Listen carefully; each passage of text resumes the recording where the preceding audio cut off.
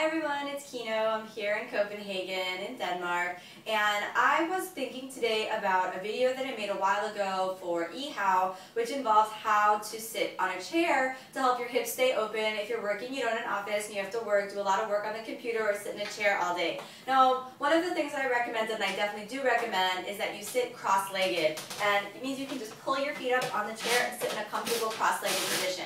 Now, some of the comments that I got before was that sitting cross-legged destabilizes your hips, but that's a different kind of cross-legged. If you cross your legs while sitting on a chair, then over time one hip is a little higher than the other, and the same thing the other way there. The leg that's on top, that hip is a little high, so over time it creates a little bit of instability.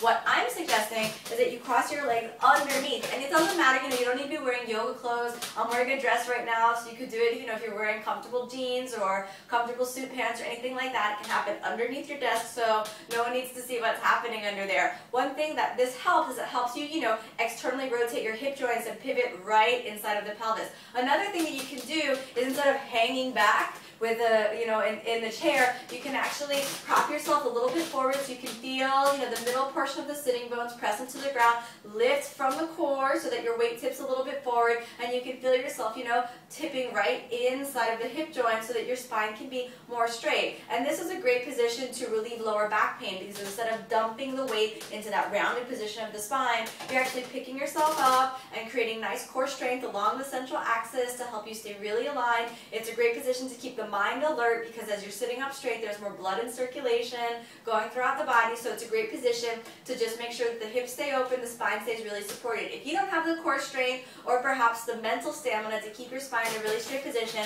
one thing you can do, you can grab a pillow and place it on the back of the chair, so that'll tip you a little bit forward. And if you can't sit in a comfortable cross-legged position, another thing that you can do is let that pillow support your lower back, and then that will help you have the natural curvature of the spine, and it'll help you tip forward so you can feel right in the hip joint. My feet don't reach the floor in this chair. Generally, your feet want to reach the floor if you're going to sit in, not cross-legged in a parallel position with the legs out in front. It just gives a little bit more support. So if we're working on that cross-legged position, we're pulling up the legs underneath. What I like to do, is switch. So if the right foot goes on the bottom, occasionally you want to switch. Put the left foot on the bottom sometimes too. One foot will always be a little more comfortable than the other, which is why I think it's important to switch. And then that pillow is going to go, if you're going to use it, right in the small of your lower back to help it support that natural curvature of the spine. It's not going to do all of the work for you, but it'll just help you tip that weight a little bit forward. Remember that you start to feel pressure in your knee or something like that, you want to come out and switch legs, or maybe just stand up, walk around your desk, come back to a seated position. Rolling the shoulders down the back, again, helps you lift the spine along the center line and sit up just a little bit straighter. If you're staying for many hours doing a lot of desk work, I work a lot on the computer, so I'm familiar with that. It's really easy just to kind of tune the body out, but actually it'll help you do better work if you tune the body in and include the consciousness of your body in your work, so that when you're working, you're able to maintain full awareness of your body, bringing more presence into the work that you're doing. So I hope that this will help you get a little more flexibility integrated into your daily life. Once the hip joints get used to bending, working, and sitting, in a comfortable cross-legged position, that makes yoga just so much more easier, because you get used to sitting in cross-legged position, so it's not, a big event.